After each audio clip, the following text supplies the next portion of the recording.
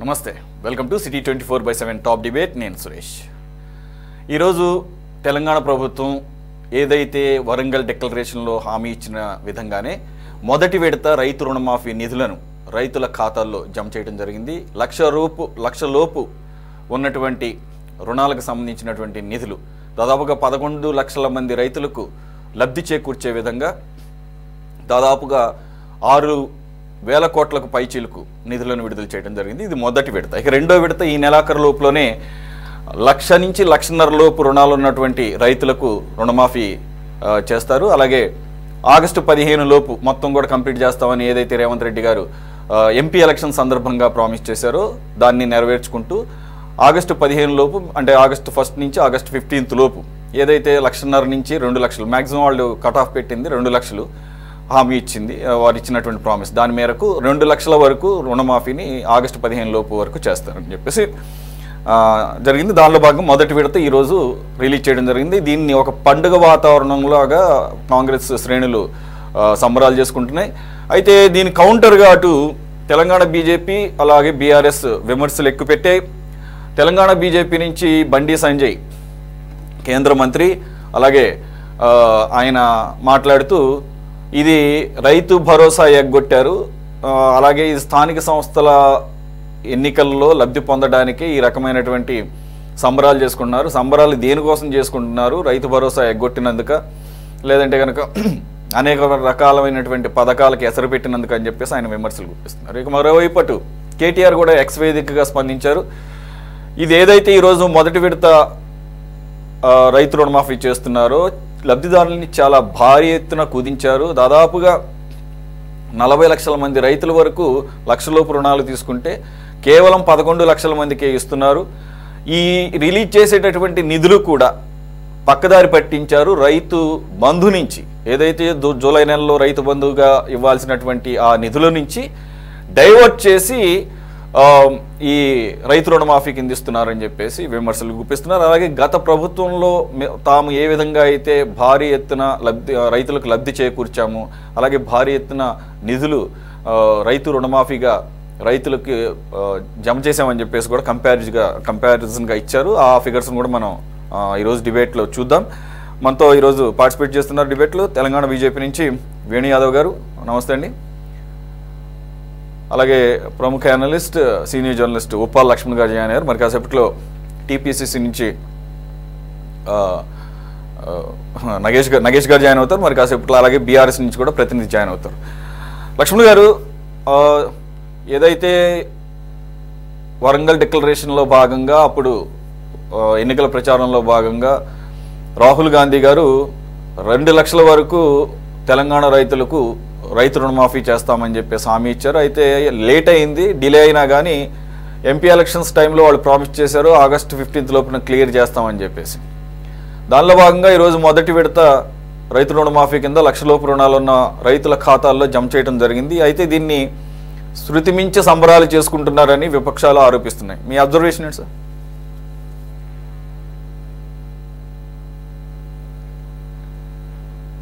Right, okay. Laxman garu కాసేపులో join అవుతారు, technical problem ఉంది.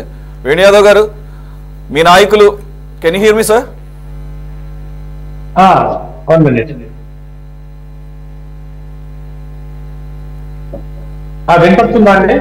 వినపడుతుంది. వేణు యాదవ్ గారు, ఓకే ఓకే, ఒక్క నిమిషం, సారీ, లక్ష్మణ్ గారు రీజాయిన్ అయ్యారు. ఆయన వర్షన్ తీసుకొని మీ దగ్గరికి వస్తాను, if you don't mind. Lakshman గారు, ఆడియో క్లియరా సార్? సార్, ఏదైతే ఈ ఎన్నికల హామీలో భాగంగా వరంగల్ డిక్లరేషన్ లో హామీ ఇచ్చినట్లుగా ఈరోజు మొదటి విడత రైతు రుణమాఫీ తెలంగాణలో రైతుల ఖాతాల్లో జమ చేయడం జరిగింది 1,00,000 లోపు రుణాలు ఉన్న వారికి. అయితే ఆల్రెడీ విపక్షాలు అటు బీజేపీ కానీ బీఆర్ఎస్ కానీ విమర్శలు సంధిస్తున్నాయి.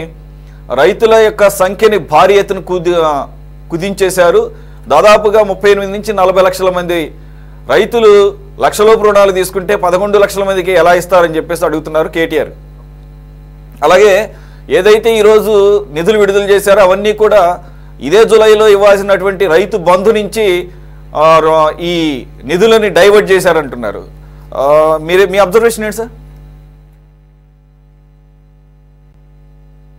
ఇప్పుడు రైతులు అంటే పేద రైతులకు రుణవిముక్తి రుణ విముక్తులను చేయటం అనేది మంచిదే.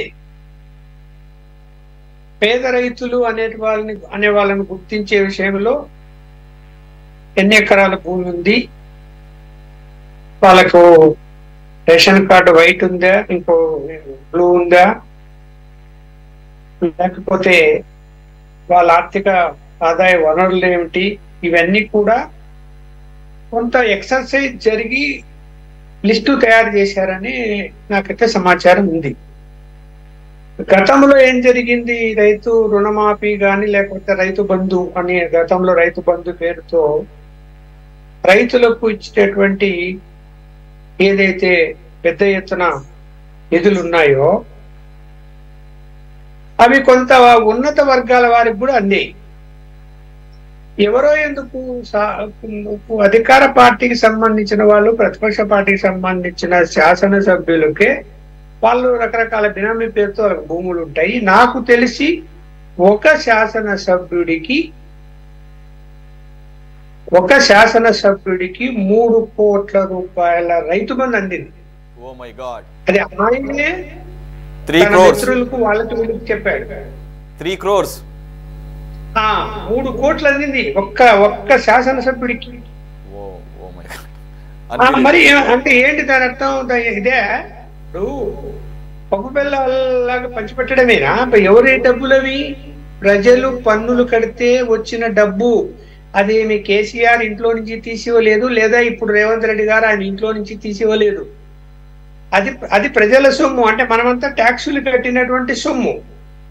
ఆ సొమ్మును నువ్వు ఉన్నత వర్గాల వారికి, కోటీశ్వర్లకి నువ్వు వాళ్ళకి కూడా ఆర్థిక సాయం చేయాలా, లేదా రుణమాఫీ చేయాలా, రైతు బంధు కింద వాళ్ళకి సాయం చేయాలి అంటే కరెక్ట్ అయిన పద్ధతి కాదు కదా.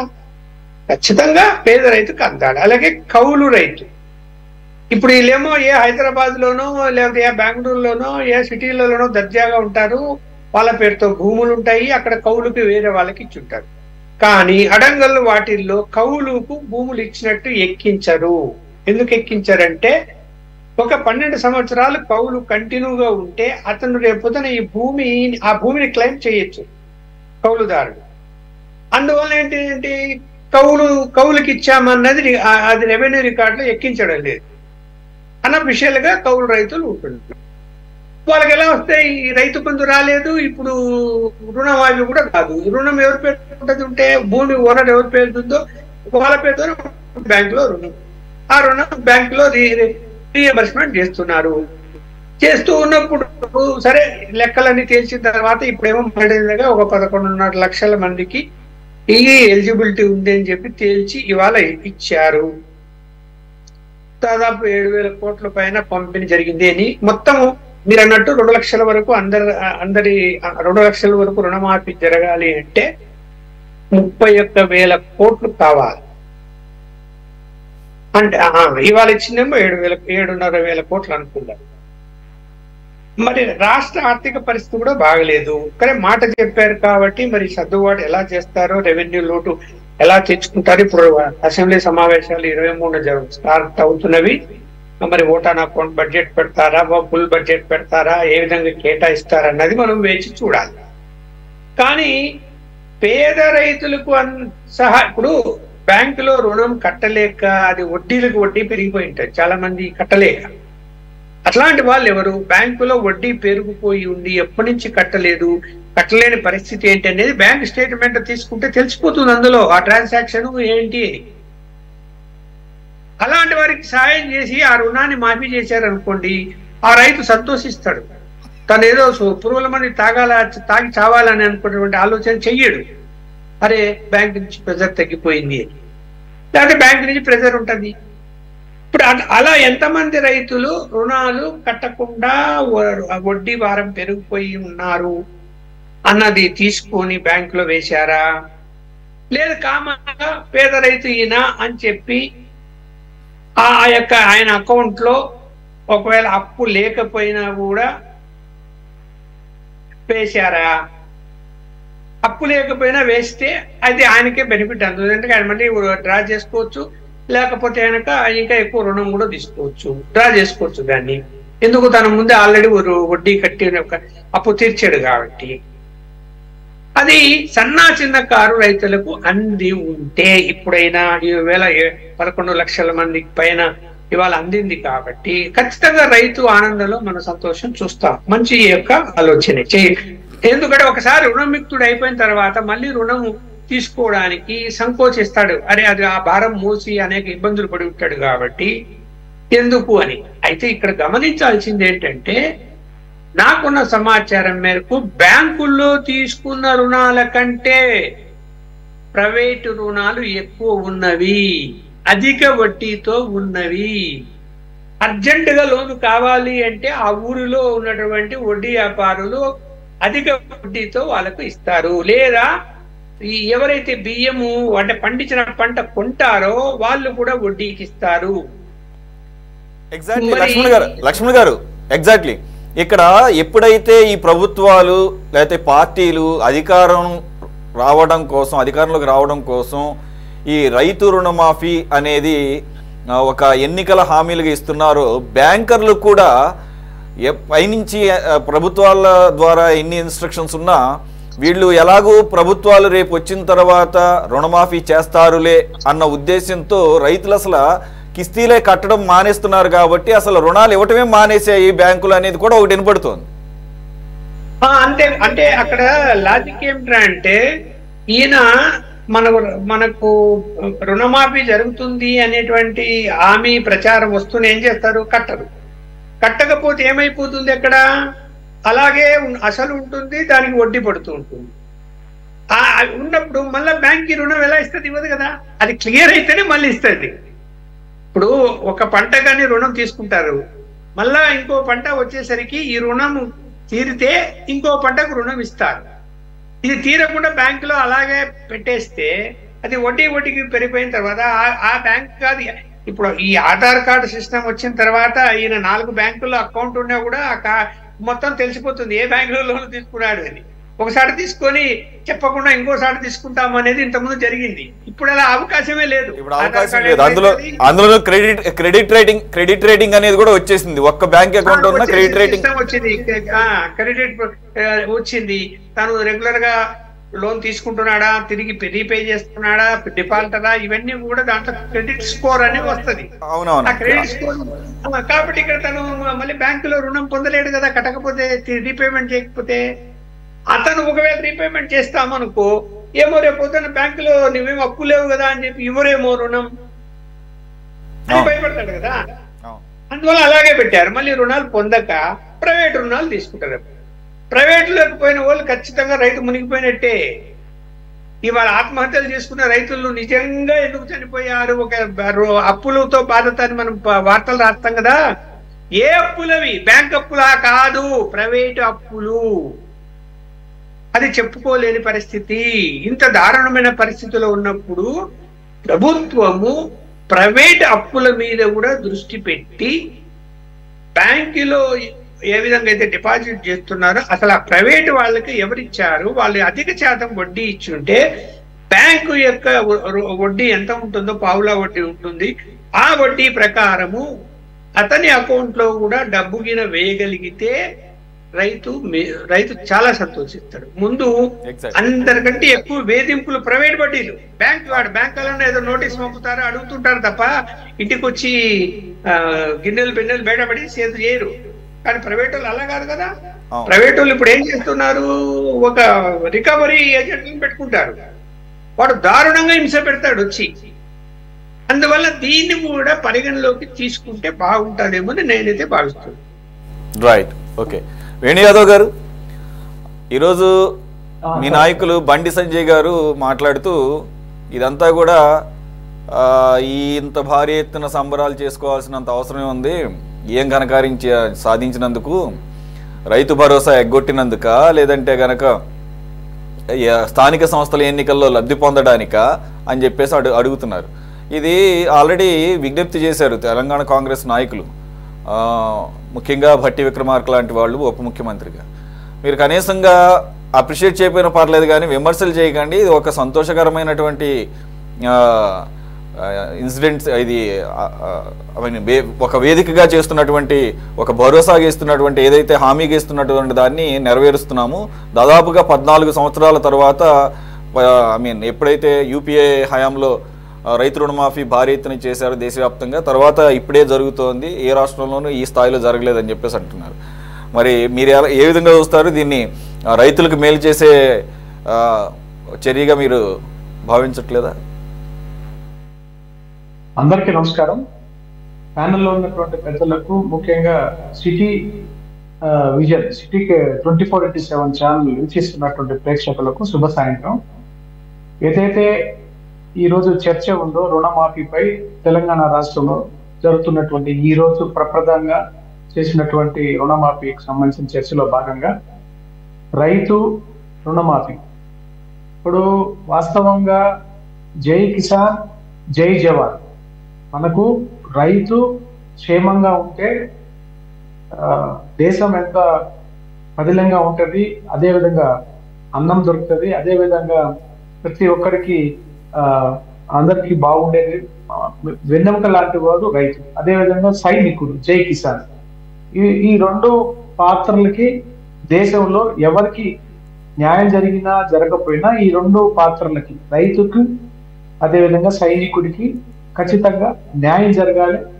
వాళ్ళు అన్కండిషనల్లీ దేశ ప్రగతి కోసం వాళ్ళ యొక్క త్యాగాలు, వాళ్ళ యొక్క మానసికంగా పడుతున్నటువంటి క్షోభ, అదేవిధంగా కుటుంబాలకు సంబంధించి ఈ రెండు క్యారెక్టర్లు దేశంలో అత్యున్నతమైనటువంటి క్యారెక్టర్స్. ఖచ్చితంగా దీనికి నేను రైతుకు ఎటువంటి పరిస్థితుల్లో కూడా రుణమాఫీ కానీ రైతుకు ఏం చేసినా తక్కువే.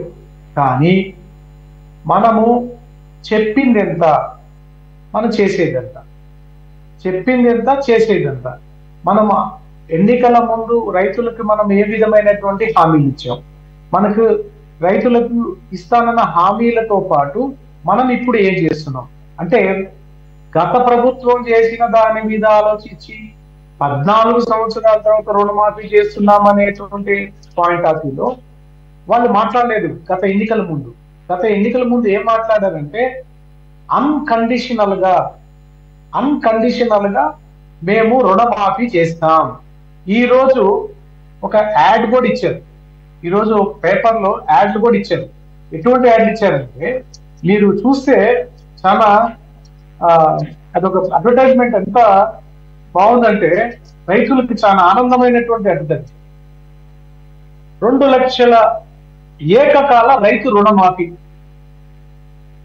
2 లక్షల ఏకకాల రైతు రుణమాఫీ 18 జూలై 2024 నుండి నేరుగా రైతు రుణ ఖాతాల్లో డబ్బు జమ.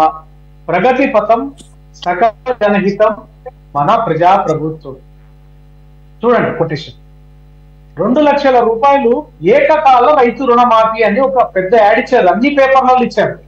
కానీ ఇక్కడ జరుగుతుంది ఏంటండి, మేము అడుగుతున్నాం ఏంటంటే, మీరు చెప్పినటువంటి ఎన్నికల ముందు చెప్పినటువంటి 2 లక్షల ఏకకాల రైతు రుణమాఫీ మీరిచ్చిన పేపర్ యాడ్స్ గురించే మాట్లాడుతున్నాను. ఈ రోజు ఈనాడు, ఆంధ్రజ్యోతి, ఇది ఒక దిశ పేపర్ లో చూపిస్తున్నాను మీకు నేను. ఈనాడు పేపర్ నా దగ్గర లేదు. అంటే నేను ఏమంటున్నా అంటే, ఈనాడు పేపర్ కూడా ఉంది, దయచేసి చూడండి. సారీ, నేను అంటే నేను దాంట్లో ప్రకటన చూడండి ఎంత ముచ్చటగా ఉంది. రైతులకి ఆనందకరమైనటువంటి వాతావరణం. ఏకకాల రైతు రుణమాఫీ అంటే ఏంటో నాకు కాంగ్రెస్ అధికార ప్రతినిధిని నేను అక్కడ ఉంటే, ప్యానెల్లో ఉంటే, వచ్చిన తర్వాత అడగండి, ఏకకాల రైతు రుణమాఫీ అంటే ఏంటి. వాళ్ళు చెప్పిన అడ్వర్టైజ్మెంట్ ప్రకారంగా నాకు ముందు ఇది ఒకటి డౌట్ క్లియర్ కావాలి. రెండోది వచ్చి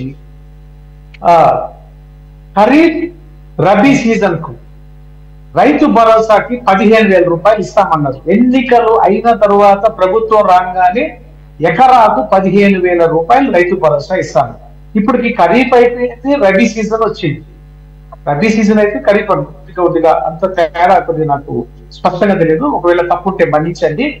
ఈ 2 సీజన్లకు గాను 15,000 రూపాయలు ఎకరాకి ఇస్తా అన్నారు. అంటే దాదాపు మనకు ఒక్కసారి గమనిస్తే తెలంగాణ రాష్ట్రంలో ఒక 39 లక్షల నుంచి 40 లక్షల మంది రైతులు ఉందాం అనుకుంటాం. సో 40 లక్షల మందికి 15,000 రూపాయల చొప్పున ఎంత అమౌంట్ ఇవ్వాల్సి వచ్చింది, ఆ అమౌంట్ ఎప్పుడు ఇస్తారు? మొట్టమొదటిగా నా రెండో ప్రశ్న ఇది. మొదటి ప్రశ్న పేపర్ యాడ్ సంబంధించి, రెండో ప్రశ్న ఖరీఫ్ రబీకి సంబంధించినటువంటి 15,000 రూపాయలు ఎకరాకి ఎప్పుడు ఇస్తారు? ఇకపోతే మా బండి సంజయ్ గారు చాలా క్లారిటీగా చెప్పారు. ఆయన ఆయన మీరు మీరు మీరు అనడానికి వీళ్ళు బట్టి విక్రమార్క గారు కానివ్వండి, రేవంత్ రెడ్డి గారు కానీ, దీన్ని మీరు ఎంజాయ్ చేయండి. ఎవరి కోసం ఎంజాయ్ చేస్తావా? నువ్వు చెప్పిన మాట ఏంది, నువ్వు చెప్పిన కథ ఏంది, అసెంబ్లీ ఎన్నికల ముందు నువ్వు చెప్పినటువంటి కథ ఏంది, ఇప్పుడు నువ్వు చేసే సినిమా స్టోరీ ఏంది? చెప్పేది కొండంత, చేసేది గోరంత. ప్రచారం మటుకు ఎంత లక్షల్లో కోట్ల రూపాయల్లో ఉందో అర్థం చేసుకోండి. కమింగ్ టు ద పాయింట్, ఇంకొకటి ఏంటంటే అన్కండిషనల్ గా ఈ రోజు తెలంగాణ రాష్ట్రంలో బ్యాంకర్ల సమితి, రాష్ట్ర స్థాయి బ్యాంకర్ల సమితి ప్రకారంగా 64,000 కోట్ల రూపాయలు ఈ రోజు రుణాలు ఉన్నాయని చెప్పని ఒక స్టేట్మెంట్ ఉంది. అది ఒకసారి కూడా దాని మీద కూడా ఒక శ్వేతపత్రం రిలీజ్ చేయాలి. ఎంత మనకి, ఎంత రైతు, ఎంత పర్సెంట్, ఎంత అమౌంట్ రుణంలో ఉంది అనేది ఇప్పుడు చెప్పినట్టుగా మన విశ్లేషకులు సార్ చెప్పారు, చాలా నీట్ గా చెప్పారు. గవర్నమెంట్ బ్యాంకులలో ఉన్నటువంటి రుణమా, ప్రైవేట్ నుంచి తెచ్చుకున్న రుణాన్ని కూడా మీరు రైతులు ఎక్కువ ఇబ్బంది పడుతున్నారు. దానికి సంబంధించి కూడా కొద్దిగా ఆలోచించాలి రేవంత్ రెడ్డి గారు. అదే విధంగా 7,000 కోట్ల రూపాయలు ఆల్రెడీ ఈ 15,000 రూపాయల రైతు సంబంధించి 7,000 కోట్ల ఇవ్వాల్సిన 7,000 రూపాయలు ఇవ్వకపోగా ఈరోజు 6,098 కోట్ల రూపాయలు ఈ రోజు రిలీజ్ చేసి బటన్ నొక్కాడు.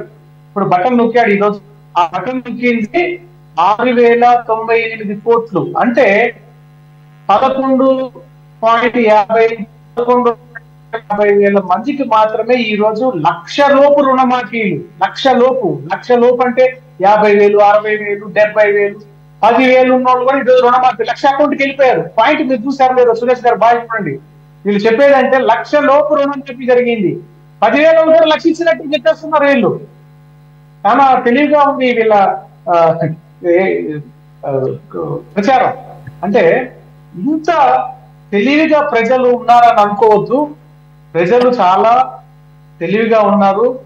మీకు ఈ రోజు మీరు చేసినటువంటి ఈ యొక్క కార్యక్రమాన్ని మీరు ఎంత హైలైట్ చేసుకోవాలనుకుంటున్నారో, రేవంత్ రెడ్డి గారు చేసింది ఘోరంతా, కానీ ప్రచారం చాలా కొండంత. రేపు వరంగల్ లేదు సభ పెడుతున్నారని కూడా ఇస్తున్నాను. అంటే సింపుల్ క్వశ్చన్. నా పాయింట్ ఏంటంటే ఫస్ట్ పాయింట్ అది, రెండో పాయింట్ అది, మూడో పాయింట్ చివరిగా ఇప్పుడు చెల్లించింది కేవలము 10% మాత్రమే. ఇప్పుడు చెల్లించింది 10% మాత్రమే. ఇంకా 90% మంది రైతులకి చెల్లించాలి. దయచేసి రేవంత్ రెడ్డి గారు మీరు ఆ ప్రచారాన్ని ఆపి 90% సంబంధించినటువంటి రైతుల క్షోభాన్ని అర్థం చేసుకొని ప్రైవేటు బ్యాంకుల్లో కూడా రుణమాఫీ చేస్తారా లేదా, ప్రైవేటు బ్యాంకుల్లో తెచ్చుకున్నటువంటి అమౌంట్కి ఏమైనా హామీ ఇస్తారా, దాని గురించి కూడా ఒక స్పష్టత ఇవ్వాలని చెప్పి కాంగ్రెస్ స్పోక్స్ పర్సన్ ఉంటే వారికి నా క్వశ్చన్స్ మీ ద్వారా నేను తెలియజేస్తున్నాను. Right, okay. మనతో జాయిన్ అయ్యారు బీఆర్ఎస్ నుంచి రజితా రెడ్డి గారు. నమస్తే ma'am, thanks for joining, welcome to the debate. Right, Venu Yadav గారు అన్నదాన్ని కంటిన్యూ చేద్దాము. ఏంటి హడావిడి అని చెప్పేసి అంటున్నారు, కానీ అటు మరో పక్కన రేవంత్ రెడ్డి గారు ఏమంటున్నారంటే అసలు మనం చేసిన దాన్ని జనాల్లో చెప్పుకోవడంలో విఫలమయ్యాము, పార్టీ పరంగాను ప్రభుత్వం పరంగాను. ఇది చరిత్రలో సువర్ణాక్షరాలతో లిఖించదగ్గ రోజు కాబట్టి ఒక పండుగలాగా సంబరాలు జరుపుకోండి అని చెప్పేసి ఆయన రైతు వేదికలుగా నేపథ్యంలో ఏదైతే ఈరోజు టెలికాన్ఫరెన్స్లో 110 రైతు వేదికలకి సంబంధించి మాట్లాడుతూ రిలీజ్ చేసిన సందర్భంగా లక్షలోపు రైతు రుణాలను మొదటి ఫేజ్లో. ఎస్, ఇది నేను కూడా కొంత అగ్రీ అవుతాను. యాక్చువల్గా వేణు యాదవ్ గారు అంటున్నారు 10% ఇచ్చారు, 90%గా. యాక్చువల్గా లక్షలోపు రుణాలు అంటే తక్కువ స్థాయి రుణాలు తీసుకునే వాళ్ళు ఎక్కువ మంది ఉంటారు, 90% ఉంటారు. వాళ్ళు దాదాపుగా 38 నుంచి 40 లక్షల వరకు ఉంటారు అని చెప్పేసి అంటున్నారు. కానీ ఈరోజు లక్షలోపు రుణాలు కేవలం 11,50,000 మంది రైతులకు మాత్రమే. ఇక ఈ రోజు రిలీజ్ చేశారు కాబట్టి ఇక అయిపోయినట్టే, దీంట్లో మళ్ళీ రివైజ్ చేయడాలు ఏముండవు. ఇకపోతే వీళ్ళకి ఇచ్చింది ఎంత, 6,000 కోట్లు, మొత్తం 31,000 కోట్లు అవసరం పడతాయి అని అంటున్నారు. కాబట్టి ఇక్కడ ఎవరైతే చిన్న సన్నకారు రైతులు ఉంటారో వాళ్ళకేమో తక్కువ కేటాయింపులు అనేది కనపడుతుంది, ఈవెన్ ఫిగర్స్ వైజ్గా కూడా. ఎందుకంటే సెకండ్ ఫేజ్కి వచ్చేసరికి 8,000 కోట్లు అవసరం పడతాయి అంటున్నారు. మూడో ఫేజ్ వచ్చేసరికి 1,50,000 నుంచి 2 లక్షలకి 15,000 కోట్ల రూపాయలు అంటున్నారు. మరి ఏదైతే లక్షలోపు రుణాలు తీసుకునే వాళ్ళే ఎక్కువ మంది రైతులు ఉంటారు, వారికే సహాయం భారీగా భూరిగా వెళ్ళాలి.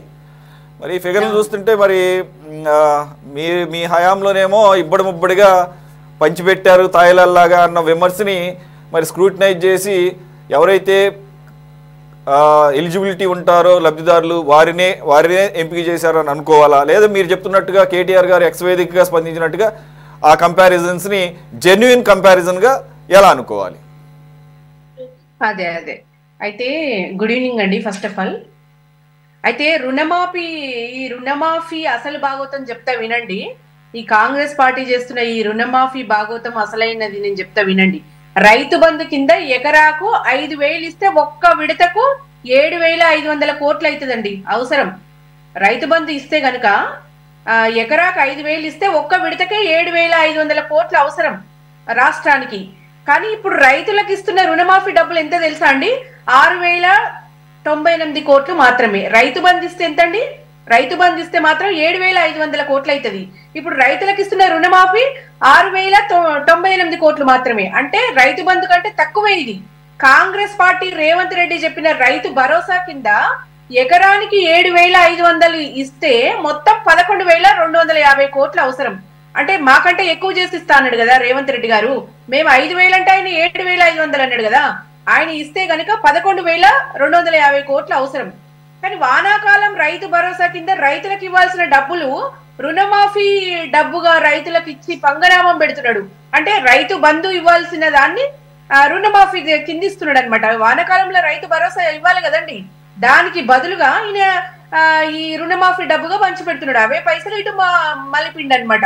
రైతు భరోసా ఎగ్గొట్టి రుణమాఫీ పేరుతో రైతులను మోసం చేస్తుడు. అంటే ఇంత చిన్న లాజిక్ ప్రజలు గమనించరనుకుంటుందా కాంగ్రెస్ పార్టీ? అంటే ఈ మాత్రం కూడా రైతులకు తెలివి లేదనుకుంటుందా? మరి ఏమనుకుంటుండ్రో కాంగ్రెస్ పార్టీకే తెలియాలి. అన్ని ఎగ్గొట్టి అన్నిటికీ కొర్రీలు పెట్టి సగం సగం ఇచ్చుకుంటే ఈ మాత్రం దానికి సంబరాలు చేసుకుంటే అవసరమా అండి? గతంలో సీఎం గారే అన్నారు రేషన్ కార్డు ప్రామాణికమే కాదు, 4 రోజులు మళ్ళీ ఏమన్నాడు, మళ్ళీ 4 రోజుల తర్వాత రేషన్ కార్డే ప్రామాణికం అన్నాడు. అంటే వాళ్ళ మీద వాళ్ళకే నిలకడ లేదు. యాక్చువల్ గా రైతు బంధు నుండి కొంత డబ్బు తీసిండు, రైతు బంధు నుంచి కొంత డబ్బు తీసి రుణమాఫీ చేస్తున్నామని ఫోజులు కొడుతున్నారు తప్పితే ఇలా ఆయన చేసేది ఏం లేదు. రైతు బంధు నుంచి కొంత డబ్బు తీసి ఇంట్లో పెట్టడం అంటే అది ప్రతి ఒక్కరికి అర్థమైపోతుంది. ఇక్కడ అవి ఆపేసిండు, ఇవి ఇస్తున్నాడు అంతే. 40 లక్షలకు పైచిలకు రైతులు 1,00,000 రూపాయల వరకు రుణాలు తీసుకుంటే మరి కేవలం 11 లక్షల మందిని ఎట్లా ఎంపిక చేసిండు ఆయన? అంటే మిగతా వాళ్ళు రైతులు కాదన్నట్ట? అంటే కేవలం కాంగ్రెస్ పార్టీ కార్యకర్తలకు ఇచ్చుకుంటాడా? మరి ఎవరికి ఇచ్చుకుంటున్నాడు? 40 లక్షల మంది ఉంటే కేవలం 11 లక్షల మందిని ఎట్లా ఎంపిక చేస్తాడు?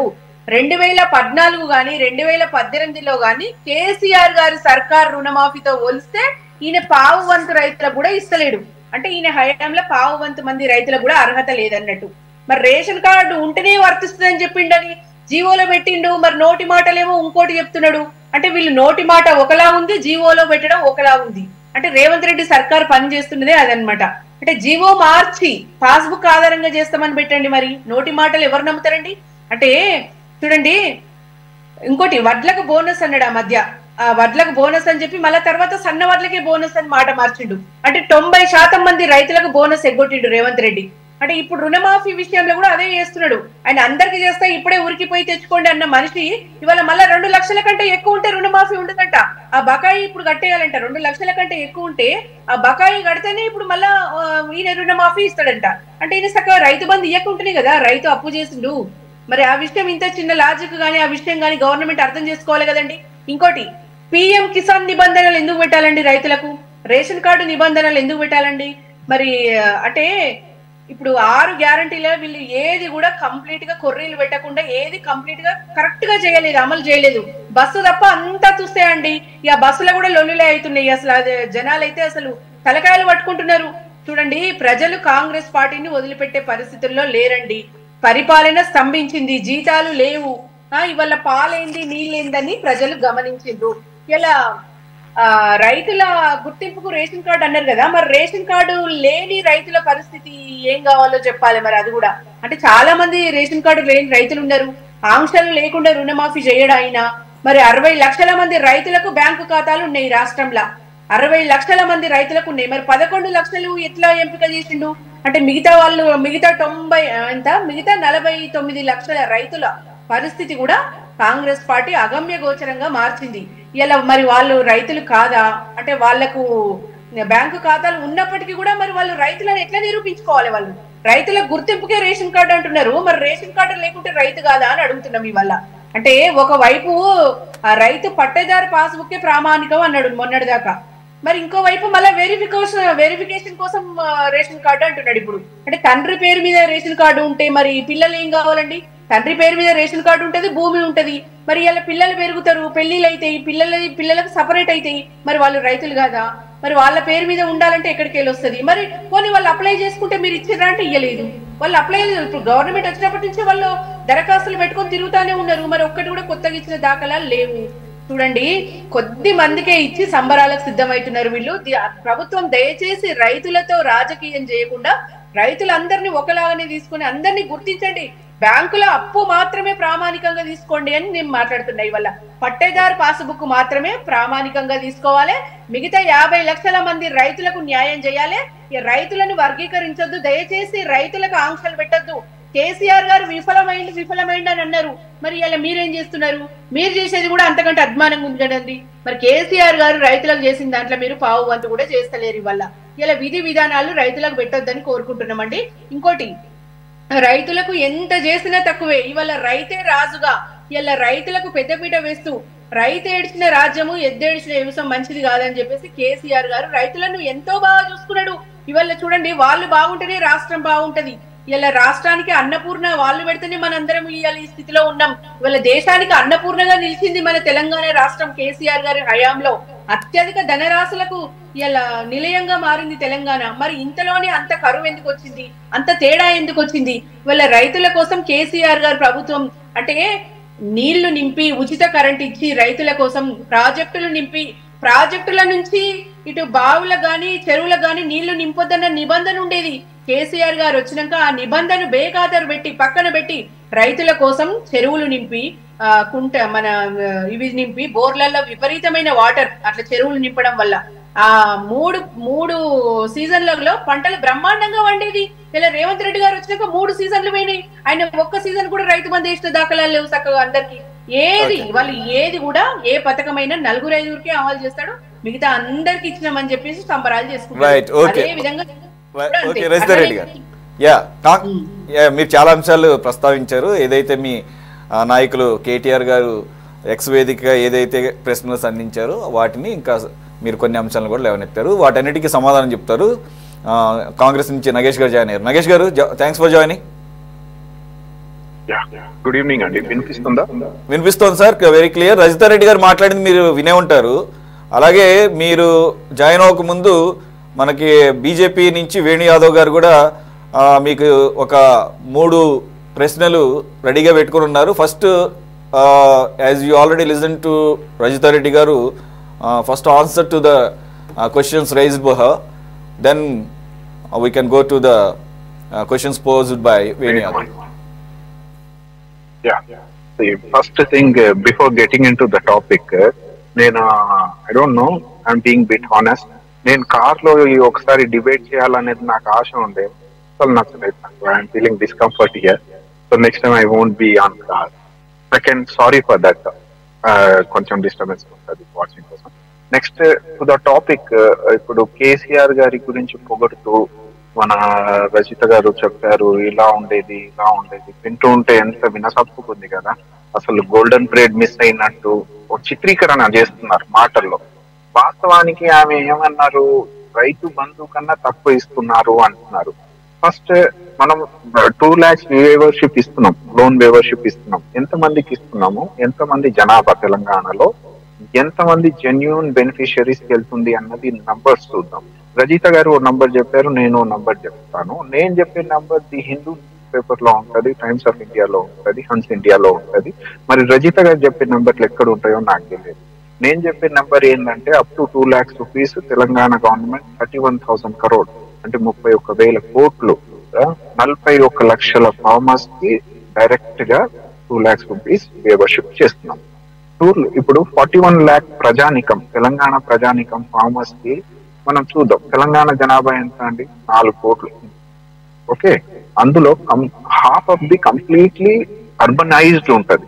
అంటే complete dependency on the farming మీద సన్నకారు రైతులు, అంటే marginalise farming 1 acre 2 acre 3 acre వరకు ఉన్న వాళ్ళు మేజర్ షేర్ ఉంటారు, 80% వరకు ఉంటారు.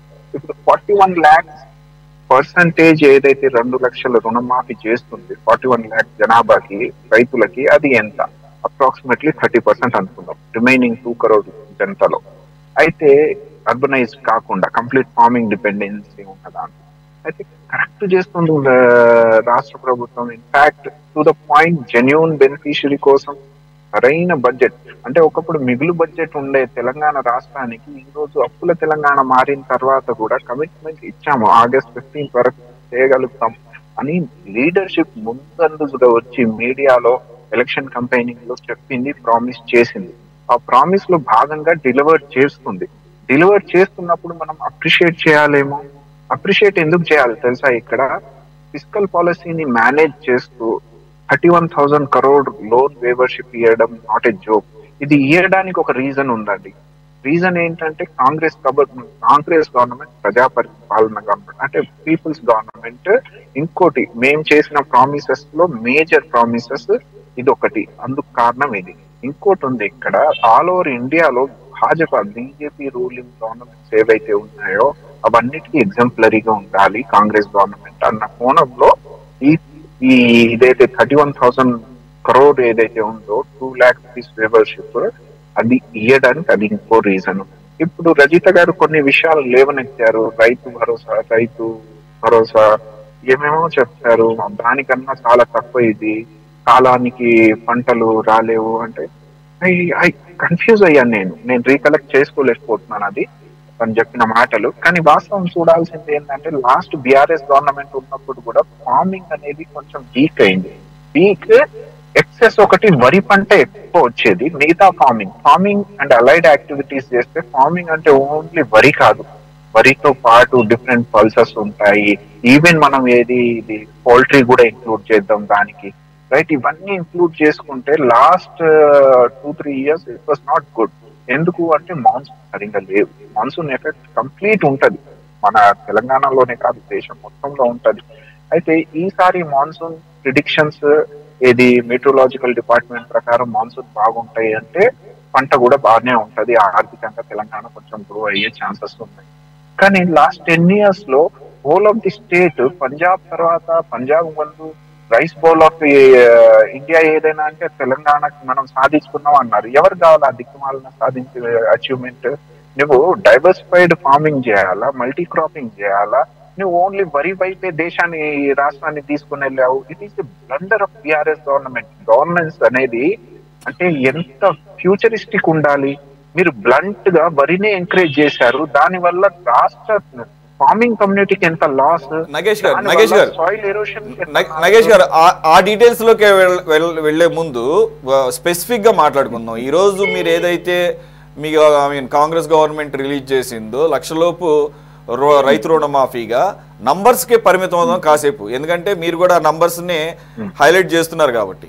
కేటీఆర్ గారు ఈరోజు డీటెయిల్డ్గా ఎక్స్ప్లెయిన్ చేస్తూ వారి హయాంలో బీఆర్ఎస్ అప్పటి టీఆర్ఎస్ ప్రభుత్వ హయాంలో రైతు రుణమాఫీ ఏ విధంగా జరిగింది, ఇప్పుడు దాదాపుగా పావు శాతం వంతు రైతులకే మీరు బెనిఫిట్ చేశారు. అది ఫిగర్స్లో ఎలా చెప్తున్నారంటే 2014లో 16,000 కోట్లకు పైచిలకు 35 లక్షల మంది రైతులకి లబ్ధి చేకూర్చారు. ఏది నేను లక్షలోపు రుణం గురించి మాట్లాడుతున్నాం.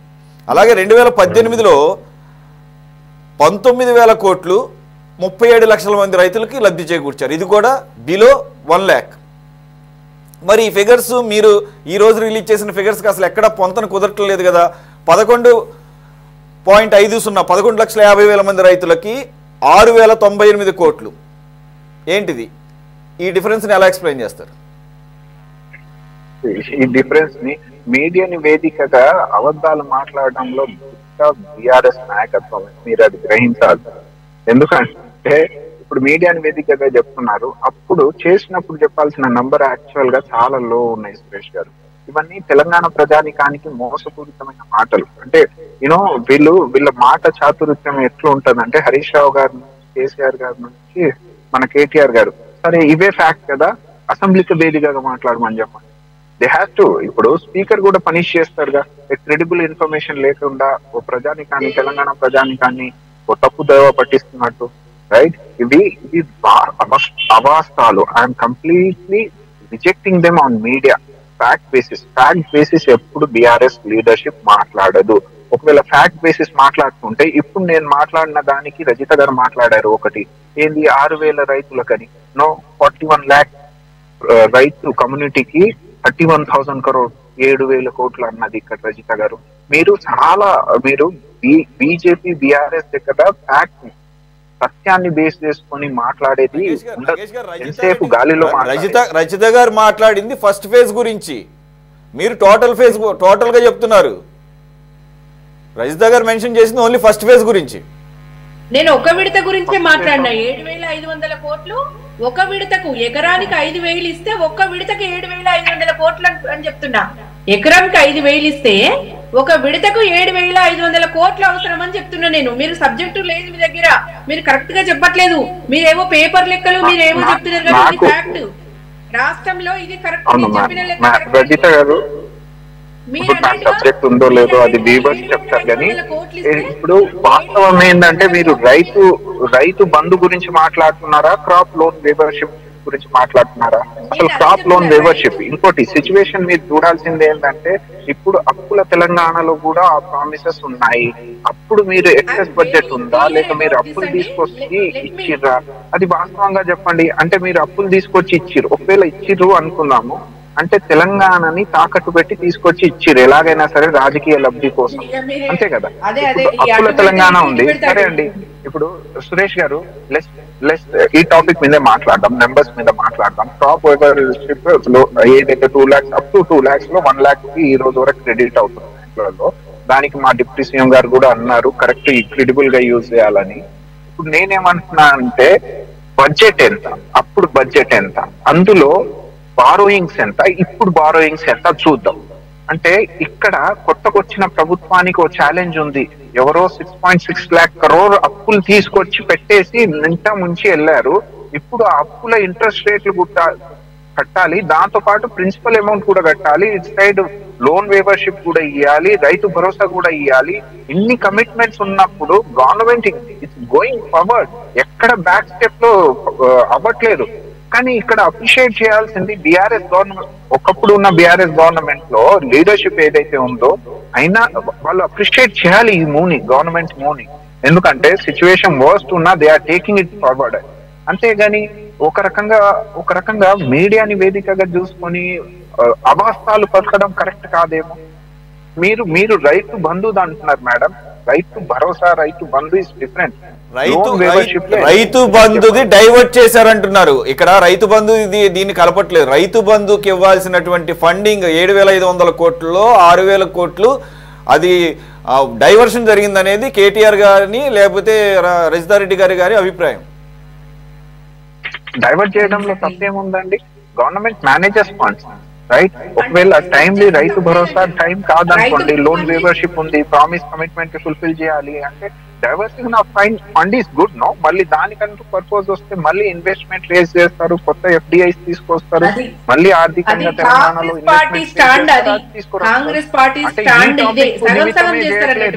Any government. మేడం మీరు మాట్లాడొద్దమ్మా. బిఆర్ఎస్ వాళ్ళు 3 ఎకరాలని, దళిత బంధు అని ఎన్నో మోసాలు జరిగినాయి. జెన్యూన్ మీరు లేరు ఇక్కడ. జెన్యూన్ గా ఇప్పుడు చూడండి, ఇప్పుడు ఓకే మనం ఇవన్నీ కాదు, let's go to the output. ఇప్పుడు రుణమాఫీ జరిగింది తెలంగాణలో, రైతులకు వెళ్ళి అడుగుదాం, ట్రూ జెన్యూన్ బెనిఫిషరీకి వచ్చిందా లేదా, సన్నకారుల రైతులకు, మార్జినలైజ్ ఫార్మింగ్స్ వాళ్ళకి వచ్చిందా లేదా, లేక మల్లారెడ్డి లాంటి వాళ్ళకి వచ్చిందా, ఒకసారి ఎంక్వైరీ చేద్దాం, ఒక సర్వే చేద్దాం. మనకి ఎక్కువ సమయం లేదు, let's come to the point straight away. ఇక్కడ ఒకటి ఏదైతే మీరు ప్రామాణికంగా పెట్టారో జీవోలో రేషన్ కార్డు అనేది, రేషన్ కార్డు లేనిటువంటి రైతులు రుణాలు తీసుకున్న వాళ్ళు దాదాపు 6 లక్షల మంది రైతులు ఉన్నారన్నారు. మరి వారి పరిస్థితి ఏంటి? వాళ్ళని ఏ విధంగా మీరు ఐడెంటిఫై చేస్తారు? రేషన్ కార్డు లాస్ట్ 10 years లో బీఆర్ఎస్ గవర్నమెంట్ ప్రొవైడ్ చేయడం ఫెయిల్ అయిందండి. రేషన్ కార్డు లేని వాళ్ళకి రికార్డ్స్ లలో ఎక్కిస్తున్నారు. రెవెన్యూ డిపార్ట్మెంట్ అఫీషియల్ గా జియో గవర్నమెంట్ ఆర్డర్ ఒకటి వచ్చింది. ఒక కమిటీ కూడా మెజిస్ట్రేట్ లెవెల్లో కమిటీ ఫంక్షనింగ్ చేస్తుంది. ఎవరైతే ట్రూ మార్జినలైజ్ ఫార్మింగ్ లో ఉన్నారో వాళ్ళకి ఐడెంటిఫై చేసి రైతు భరోసా. అలాగే మీకు ఇంకోటి కూడా అడుగుతాను నేను, లెఫ్ట్ పార్టీస్ క్వశ్చన్ చేస్తున్నాయి ఏంటంటే, okay forget about ration card, మీరు ఏమంటారు సార్ పాస్బుక్కే ప్రామాణికం. పాస్బుక్లు కూడా లేని వాళ్ళు కూడా ఉన్నారు, వాళ్ళకు కూడా రైతు రుణమాఫీ అందజేయాల్సినటువంటి బాధ్యత ప్రభుత్వం మీద ఉంటుందంటారు అని లెఫ్ట్ పార్టీస్ డిమాండ్ చేస్తున్నాయి. దానికి కావాల్సిన రికార్డ్స్ కూడా సెపరేట్ గా రెవెన్యూ డిపార్ట్మెంట్ లో ఉంటాయి, మనసుంటే మార్గం ఉంటుందని చెప్పేసి వాళ్ళు మీకు సూచన చేస్తున్నారు. ఇప్పుడు లెఫ్ట్ మిత్రులకి వాళ్ళకి మెచ్చుకోవాల్సిన అవసరం ఉంది. We must appreciate them. ఎప్పుడైనా జెన్యూన్ రీజన్ తోనే బయటకు వస్తారు. వాళ్ళు ఏమంటున్నారంటే పాస్బుక్ లేని రైతులకు మీరు ఎలా అందియబోతున్నారు మాఫీ అన్నది. Very good. దానికంటూ సపరేట్ కమిటీ పెట్టి రైట్ డిఎం డిస్ట్రిక్ట్ మెజిస్ట్రేట్ లెవెల్లో ఆ డిస్ట్రిక్ట్ లెవెల్లో ఎవరెవరైతే వితౌట్ పాస్బుక్, ఇప్పుడు వితౌట్ పాస్బుక్ సమస్య ఎవరు రీజన్ ఏం తెలుసా అండి? ధరణి అన్న దరిద్రాన్ని తీసుకొచ్చిరుగా బీఆర్ఎస్ గవర్నమెంట్, దానివల్ల ఈ సమస్య. దాన్ని కూడా యాంటీడోస్ గా ఫేసెస్ వైజ్ గా వాళ్ళకు కూడా ఎన్కౌంటర్ చేస్తున్నారు. ఫస్ట్ ఫేజ్ లో వాళ్ళకి రాకపోవచ్చు, కానీ సెకండ్ ఫేజ్ లో అయితే వాళ్ళకి డెఫినెట్ వస్తుంది. అలాగే మీరు జాయిన్ అవ్వక ముందు వేణు యాదవ్ గారు ఒక 3 questions తో రెడీగా ఉన్నారు. వేణు యాదవ్ గారు ఇంకొకసారి మీరు రిపీట్ చేస్తారా, ఎక్కువ టైం తీసుకోకుండా ప్లీజ్? సింపుల్ అండి, ఆల్రెడీ పేపర్ యాడ్ ఒకటి చూపించాను. ఆ పేపర్ యాడ్ లో రైతు కాలంలో ఏకకాలంలో 2 లక్షల రుణమాఫీ అన్నారు. అది ఈ రోజు ప్రచారంలో టోటల్ గా అన్ని పేపర్లలో వచ్చింది. అదొకటి నా ప్రశ్న. అదే విధంగా రెండో ప్రశ్న 10% చెల్లించారు. అదే విధంగా మూడో ప్రశ్న, అసలు ఈ గడిచిన 2 సీజన్లలో వాళ్ళు ఇవ్వవలసిన రైతు భరోసాని ఎందుకు ఇవ్వలేదు? ఈ 3 ప్రశ్నలు సమాధానం. నగేష్ గారు, ఫస్ట్ క్వశ్చన్, ఏకకాలం అంటే ఏంటి? మీరు ఈరోజు ఏంటి బిగ్ సైజ్ అడ్వర్టైజ్మెంట్స్ ఇచ్చారు, మొత్తం ఫ్రంట్ పేజ్ అంతా. ఇప్పుడు ఇక్కడ వేణన్న నువ్వు కొంచెం సీరియస్ అయిపోతావు. ఇప్పుడు ఒక సమస్య ఏంటంటే వేణన్న, ఏకకాలం అంటే అది ర్యాబీ ఖరీఫ్ నాకు అర్థమైంది. ర్యాబీ ఖరీఫ్ అని సీజన్స్ ఉంటాయి అన్న, దానికి తగ్గట్టు పంటలు వేస్తారు. ఈ కాలానికి ఏది వస్తుంది అన్న? ర్యాబీ వస్తుంది. ర్యాబీకి అనుకూలంగానే వాళ్ళు ఇచ్చారు, దానికి ఏకకాలం అంటున్నారు వాళ్ళు. ఏకకాలం అంటే ఇన్స్టెంట్ మూమెంట్ అని మీ అండర్స్టాండింగ్ కాదు. సీజన్ రైతు భరోసా రబీ ఖరీఫ్ సీజన్ గురించి పక్కన పెట్టండి. నేను అనేది మీరు ఇచ్చిన పేపర్ యాడే ఫార్మింగ్ లో ఫార్మింగ్ అది టెక్నికల్. మీరు ఉన్నాం, ఒక్క నిమిషం అడగని రైతు రుణమాఫీలో అడ్వర్టైజ్మెంట్ లో ఏకకాలం అని మెన్షన్ చేశారు. ఏకకాలం అంటే ఏంటంటున్నారు? అది ఈ సీజన్ కి బట్టి కమ్యూనిటీ కాలం రేవంత్ రెడ్డి గారు ఫోటో ఇస్తున్న ప్రభుత్వం ఇచ్చిన క్వశ్చన్ ఇది ప్రకటన. అవును సార్, నేను చూశాను. ఏకకాలం అనేది ఇక్కడ ర్యాబీ సీజన్ ని బట్టి అంటున్నారేమో, ఫార్మింగ్ కమ్యూనిటీకి ఆ సీజన్ ని బట్టి వేస్తున్నారేమో, మాన్సూనల్ వైపు. నాకు తెలిసి ఆ అండర్స్టాండింగ్ ఉంది నా దగ్గర. మీరేమైనా కరెక్ట్ చేయాలనుకుంటే చేయండి.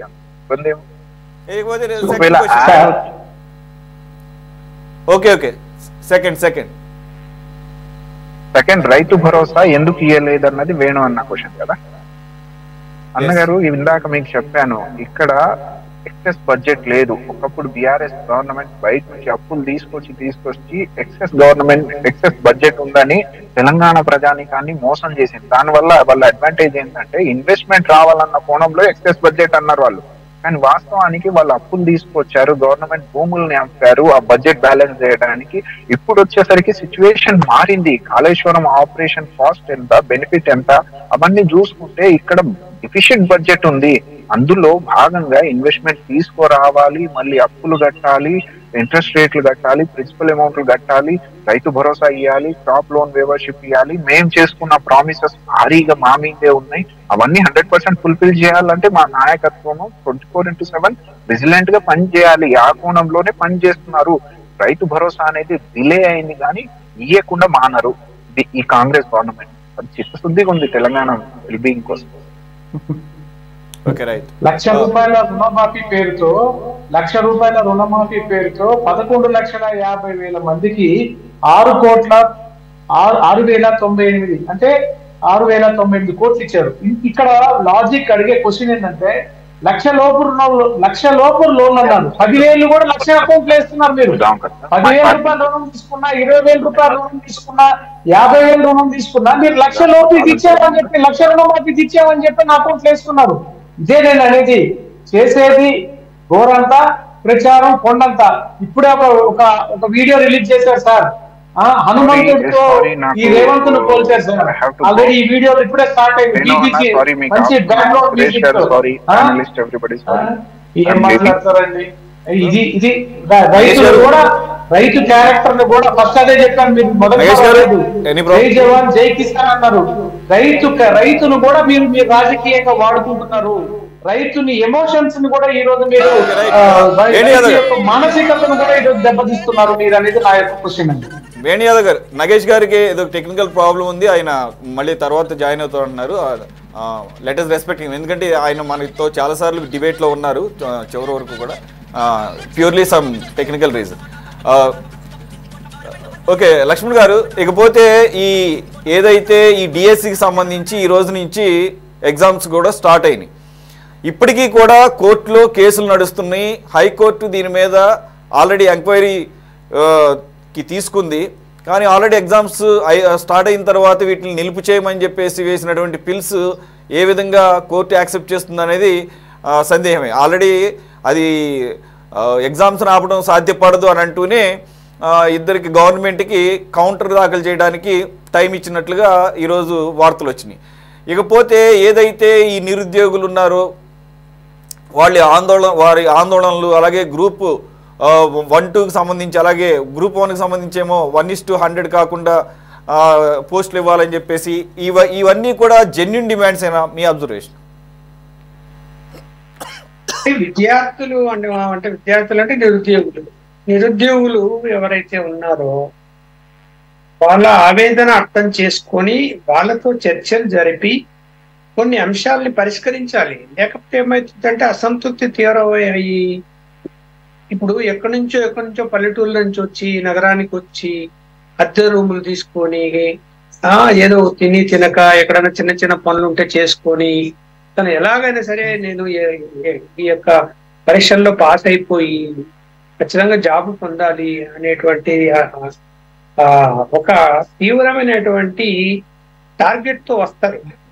అక్కడ తల్లిదండ్రులు కూడా ఎంతో కష్టపడి వాళ్ళకి ఏదైనా డబ్బులు అవసరమైతే పంపడము, అప్పులు చేసి కూడా పంపడము, ఇవన్నీ మనం చూస్తున్నప్పుడు ప్రభుత్వము అంటే నేను రాజకీయ నాయకుల్ని పెద్దగా తప్పుపట్టాను. ఇందులో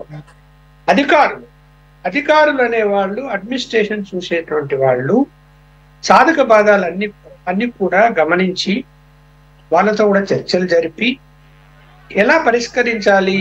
ఇప్పుడు కోర్టు ఒక విధంగా ఇంటర్ఫియర్ అవుతుందా అంటే నేనైతే భావిస్తున్నాను ఒక ప్రాసెస్ స్టార్ట్ అయిపోయిన తర్వాత ఇంటర్ఫియర్ కాదేమో అని.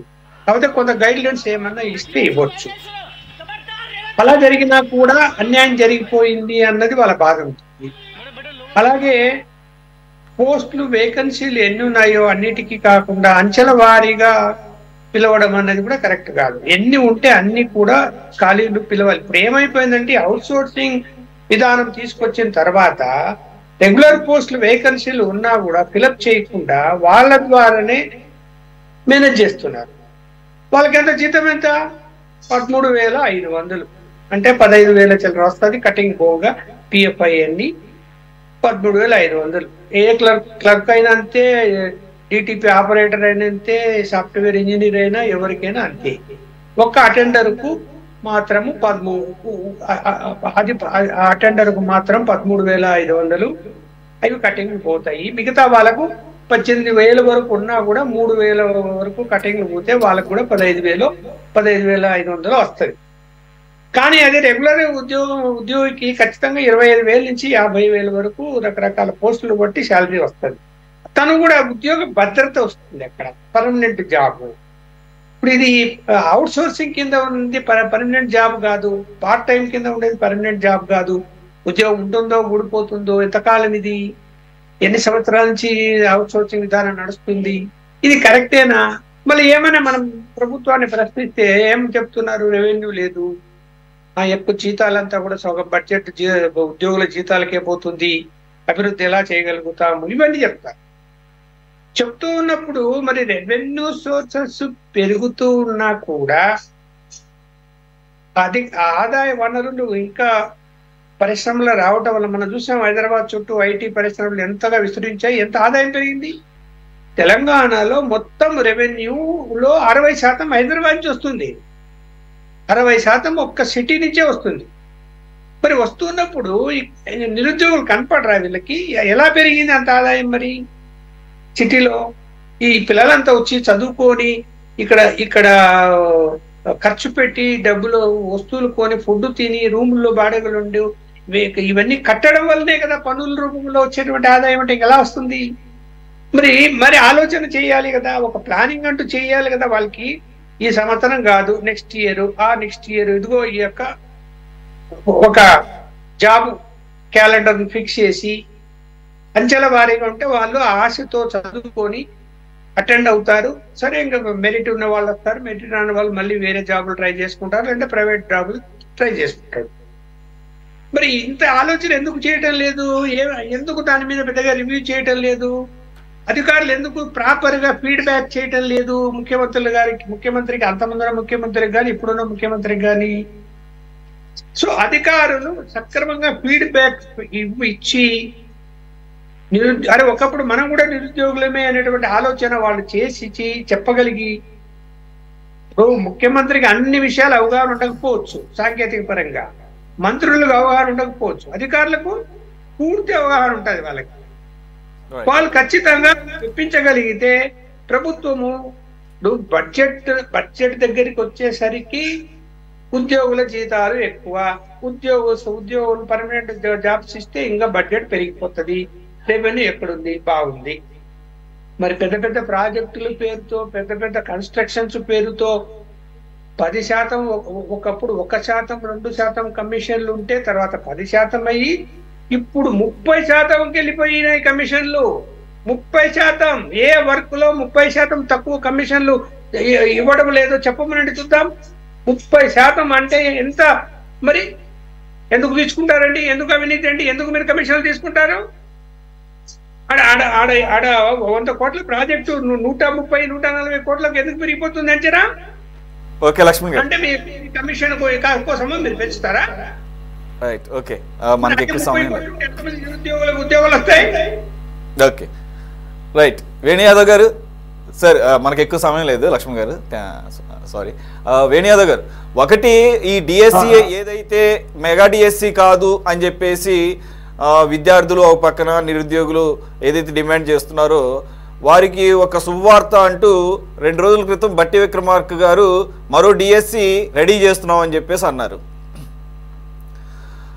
ఈ డిఎస్సి మాత్రం ఇన్ టైంలో జరగనివ్వాలి, లేదంటే కనుక చాలామంది విద్యార్థులు ఇబ్బంది పడతారు, ఆల్రెడీ ప్రిపరేషన్లో ఉన్నారని చెప్పేసి. సరే, 2 రకాల వాదనలు వినపడుతున్నాయి. కొద్దిగా షార్ట్గా చెప్పేసేయండి, టైం ఎక్కువ లేదు కాబట్టి కొంత టైం ఇస్తే అన్నీ సర్దుకుంటాయి అనుకోవచ్చా? సార్, ఇప్పుడు వాళ్ళు అడిగేది 2 నెలల సమయం, 2 నెలల సమయం అడుగుతున్నారు. దాన్ని కూడా కొంత రాజకీయంగా వాడుకుంటూ కోచింగ్ సెంటర్లు కోట్ల రూపాయలు వసూలు చేయాలను. ఇప్పుడు కొంతమంది చేసేటువంటి రాజకీయాలకి అసలు శిశులైనటువంటి విద్యార్థుల మదిలో ఉన్నటువంటి ఆలోచనలు ఉన్నటువంటి వాళ్ళ ఆత్మస్థైర్యాన్ని దెబ్బకొట్టే విధంగా జరుగుతున్నది అన్నట్టు నా యొక్క అభిప్రాయం. ఎందుకంటే కొంతమంది విద్యార్థులు, కొంతమంది వ్యాపారస్తులు చేసే పనులకి అసలు శిశులైన విద్యార్థులు కొంత సమయం అడిగినప్పుడు, 2 నెలల సమయం అడిగినప్పుడు అది పెద్ద విషయం కాదు. ప్రభుత్వం దాన్ని ఒకసారి ఆలోచించాలి. ఇకపోతే వాళ్ళు చెప్పింది మెగా డిఎస్సి 2 లక్షల ఉద్యోగాలు సంవత్సరం లోపల ఇస్తామని వాళ్ళ మేనిఫెస్టోలో చెప్పారు. మీరు ఒక్కసారి చూస్తే వాళ్ళ మేనిఫెస్టోలో 2 లక్షల ఉద్యోగాలు సంవత్సరం లోపల తెలంగాణలో 2 లక్షల ఉద్యోగాలు ఉన్నాయి. మేము వచ్చిన సంవత్సరం లోపల మేము 2 లక్షల ఉద్యోగాలు ఇస్తామని చెప్పింది కాంగ్రెస్ ప్రస్తుత ముఖ్యమంత్రి, ప్రస్తుత పిసిసి ప్రెసిడెంట్ గారు చెప్పింది. ఇవన్నీ కూడా చేయకుండా పాడిందే పాడరా పాసిపళ్ళ దాసరి అన్నట్టు అదొక సామెత ఉంది. ఆ సామెత ప్రకారంగా ఒకటే స్లోగన్, మీరు డిఎస్సిని ఎందుకు వద్దంటారు, ఇదంతా చాలా వ్యాపారం కోసం జరుగుతున్నదండి. అసలు సిసలైనటువంటి విషయం మీకు ఒక దీంట్లో పెద్ద సీక్రెట్ చెప్తున్నా. వీళ్ళు చేసేటువంటి సీక్రెట్ మీకు ఇంత ముందు కూడా సరిగా నెట్వర్క్ లో రాలేదు. తెలంగాణ ప్రభుత్వము అసెంబ్లీ ఎన్నికలు రాగానే ఒక పెద్ద సర్వే చేసింది. గత ఏడాది డిసెంబర్ 28 నుంచి ఈ ఏడాది జనవరి 6వ తేదీ వరకు ప్రజాపాలన అభయహస్తం అని చెప్పని ఒక పేరుతో దరఖాస్తులు తీసింది. మీకు తెలుసో తెలియదో మీడియా వేదికగా నేను అడుగుతున్నా. ఆ దరఖాస్తుల్లో దాదాపు 1,25,84,383 దరఖాస్తులు వస్తే అందులో 1,05,91,363 దరఖాస్తులు ఈ 5 గ్యారంటీలు 6 గ్యారంటీలు ఒకటి ఫ్రీ బస్సు పథకం పడితే మిగతా 5 గ్యారంటీలు కావాలి అని కొత్తగా దరఖాస్తు చేసుకున్న వారు, నేను మీకు చెప్పేది వాళ్ళు ఇచ్చిన డేటా ప్రకారమే, ప్రభుత్వం ఇచ్చినటువంటి డేటా ప్రకారం, మీడియాకు అనౌన్స్ చేసిన డేటా ప్రకారం చెప్తున్నా. అసలు సిసలైనటువంటి 5 గ్యారంటీలు ఇస్తామన్న గ్యారంటీలు కావాలి అని అప్లై చేసుకున్న దరఖాస్తులు 1,05,91,363 మంది ఈ రోజు దరఖాస్తులు అప్లై చేసుకున్న రేషన్ కార్డులకి. ఆ 5 గ్యారంటీలకు ఆ 1,05,91,363 దరఖాస్తులకు ఈ 5 గ్యారంటీలు కీలకమై ఆ దరఖాస్తులు అవి ఎప్పుడు ఇస్తారు? ప్రజలకు 5 గ్యారంటీలు ఎప్పుడు ఇస్తారు? అదేవిధంగా మహిళలకు 73 లక్షల మంది మహిళలకి 2,500 రూపాయలు నెలకి ఇస్తానన్నారు. అది ఎప్పుడు ఇస్తారు? అదే విధంగా దివ్యాంగుల పెన్షన్ 2,000 రూపాయలు 40 లక్షల మందికి దివ్యాంగుల పెన్షన్ ఇస్తాన్నారు. అది ఎప్పుడు ఇస్తారు? ఖరీఫ్ రైతు ఇవన్నీ రుణమాఫీ లేదు, 4,000 రూపాయల పెన్షన్ లేదు, రైతు భరోసా లేదు, అదే విధంగా వరికి బోనస్ లేదు, కౌలు రైతులకు డబ్బులు లేవు, ధరణిలో మార్పులు లేవు, విద్యార్థులకు 5 లక్షల రూపాయల క్రెడిట్ కార్డు లేదు, స్కూటీ లేదు, తెలంగాణ ఉద్యమకారులకు ప్రతి నెల 2,000 రూపాయలు పెన్షన్ అన్నారు, అది లేదు, ఎస్సీ ఎస్టీ 12 లక్షలు దళిత బంధు అన్నారు, అది లేదు. ఇప్పుడు 8 నెలలు అయింది సార్, 8 నెలలు అయింది. ఇప్పుడు 11,50,000 మందికి 6,098 కోట్ల రూపాయలు ఇచ్చి మొత్తం ఈ రోజు న్యూస్ పేపర్లు మొత్తం ఆయనే అన్నాడు ఒక మాట. ఏమన్నాడు? గత ప్రభుత్వం, ఒక్క చిన్న వీడియో ద్వారా కంక్లూడ్ చేస్తా, సారీ సార్ ఏమనుకోవద్దు, కొద్దిగా టైం తీసుకుంటున్నాను, దయచేసి ఏమనుకోవద్దు. ఒక్క చిన్న వీడియో ద్వారా మీకు నేను ఒక విషయం చెప్పాలి, చూడండి ఎంత ఆయనే అన్నాడు ఆ మాట.